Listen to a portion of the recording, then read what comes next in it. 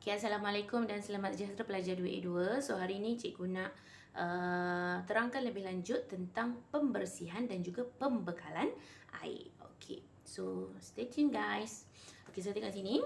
So, air di Malaysia ni, okay, datangnya daripada sungai dan juga daripada air hujan.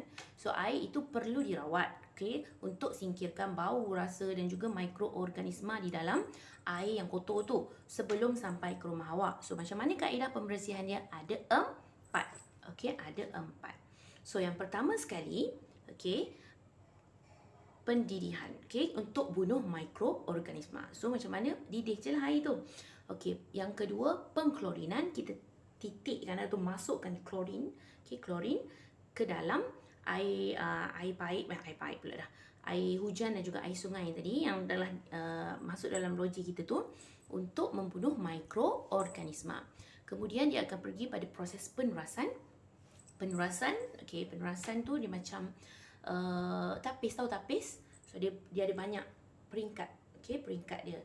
Bawah tu apa, nak turas. Okey, so nak pisahkan benda asing, benda-benda asing yang terampai, yang tidak larut dalam air ni daripada cecair. Okey, contohnya macam ada pasir dalam air tu. So kita nak pisahkan pasir daripada air. Dan kemudian penyulingan. Okey, penyulingan untuk menyingkirkan benda asing yang terampai, bahan larut dan membunuh mikroorganisma. Okey, so kita ada 4 kaedah So saya tunjukkan gambar penurasan. Okey, saya rasa kamu masih ingat tingkatan 1 kita dah belajar. Okey. Penyulingan. Nampak penyulingan? Okey. Dan klorin tu macam biasalah. Okey. Okey, boleh semua? Okey, so kita proceed Alright. So tengok sistem pembekalan air. Okey, macam mana sistem pembekalan air? Yang pertama saya cakap tadi, air sungai dan juga air hujan, okey, akan dikumpulkan ke dalam loji air. So macam Perak kita ada LAP, Lembaga Air Perak. So dia akan buatlah satu proses tu. Okey, Dema yang buat, bukan kamu. So dia akan singkirkan bakteria dalam air, alga dan juga mikroorganisma serta bahan mineral yang tak perlu pun awak minum. Okey. Bahaya kalau awak makan bakteria termasuk dalam alga, dan juga tu macam-macam boleh berlaku. Okey, sebab tu kita tidak digalakkan untuk ambil air sungai tu untuk minum macam tu saja. So kita perlu ada satu proses. Alright. So inilah prosesnya. Mari kita tengok satu persatu. Okey, so ini adalah air yang kita kumpulkan di loji. Okey, dia akan melalui proses penapisan dahulu. Proses penapisan ni dia buat apa? Okey, dia akan singkirkan ranting ataupun bahan-bahan yang besar-besar batu, pasir ke daripada air tersebut. Okey, kemudian dia akan pergi kepada proses pengoksidaan, yang mana di sini oksigen akan dimasukkan ke dalam air itu untuk menyingkirkan bau dan juga rasa air itu. Air ada rasa air yang kotor ni ada rasa. Contohnya air sungai. Air sungai tu awak buang pula macam-macam dalam sungai kan. So air sungai masuk, takkan awak nak minum. Macam-macam ada najis dan sebagainya. So kita akan masukkan oksigen untuk menyingkirkan rasa dan juga bau. Okey, kemudian dia akan pergi kepada proses penggumpalan. Okey, di sini alum akan dimasukkan. Okay, alum tu nak buat apa? Alum itu akan menyebabkan lumpur-lumpur dari zarah lumpur tu menggumpal. Okay, menggumpal means dia bercantum macam tu. Okay, bercantum dan juga dia akan tenggelam. Okay, kemudian selain daripada itu akan masukkan kapur mati ke dalam air tersebut untuk tak nak bagi air tu rasa berasid. Okay, kapur mati. Seterusnya dia akan pergi kepada proses pengenapan. Okay, pengenapan ni adalah bahan-bahan yang terampai, yang tidak larut ini, yang terlarut dalam air ni, dia akan terenap. Okay, dia akan terenap ke bawah, dia akan duduk di dasar air tu. Okay, so air yang bersih saja akan turun. Okay, so next step, kita akan pergi kepada kaedah penurasan. Okay, ni penurasan, nampak tu dia ada tiga tapisan, ditapis. Penurasan ni macam tapis. Okay, ni nak tapis. So dia akan menapis bahan-bahan yang benda asing. Okay, benda asing. Contohnya ada pasir ke, okay, whatever lah yang benda asing yang tak perlu pun di dalam air. So kita nak pure air. Okay, dan last kali dia akan pergi kepada pengklorinan dan juga pemfloridan. Pengklorinan means dia akan masukkan chlorine. Dia akan titikkan chlorine untuk membunuh mikroorganisma. Okey, Florida adalah dia akan masukkan natrium fluorida untuk mengurangkan perebutan gigi, untuk mengelakkan atau mengurangkan perebutan gigi. Okey.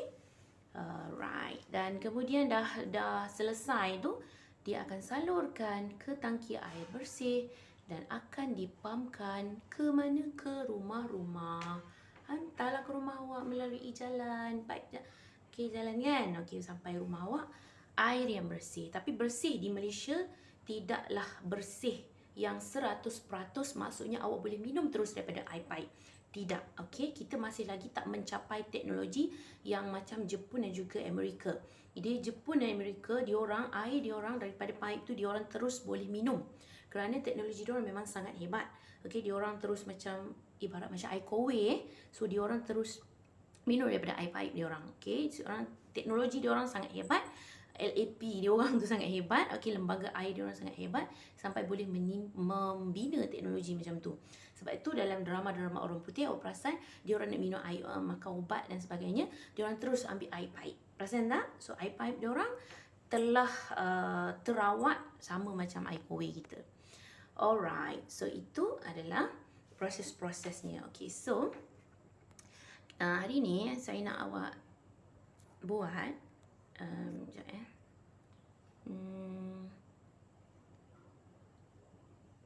latihan dalam buku modul Conquer. Alright, sekejap saya nak cari mana pula modul Conquer.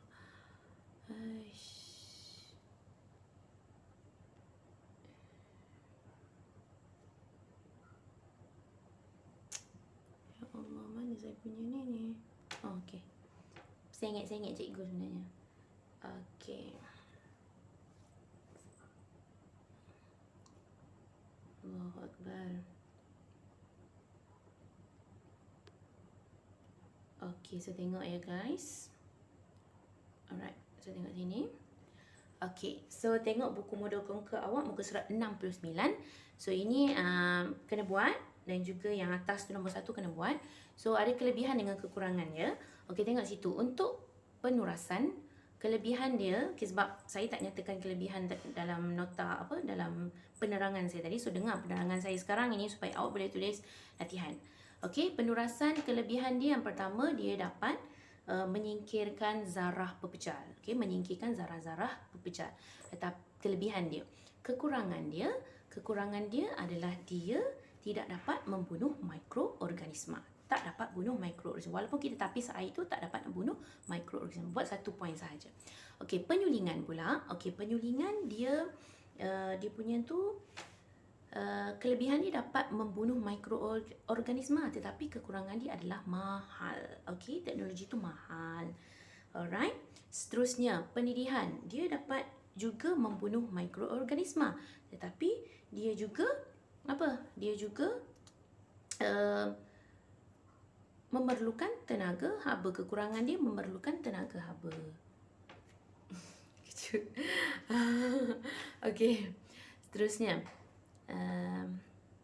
Okey. Sorry terganggu dengan anak-anak. Okey, bukan anak-anak, macam-macam lah. Okey. Seterusnya, pengklorinan. Okey, pengklorinan juga dapat, dia punya kelebihan dia dapat membunuh mikroorganisma. Tetapi kekurangan dia adalah mahal. Okey, mahal lah. Pengozonan pun sama, dia dapat membunuh mikroorganisma. Kekurangan dia juga pun mahal. Penyinaran ultra ungu pun sama, dapat membunuh organisma dan kekurangan dia juga adalah mahal. Okey, so ambil 1 poin sahaja. So, itu saja daripada saya. So, saya harap saya punya video sangat membantu kamu untuk menjawab latihan. Okey.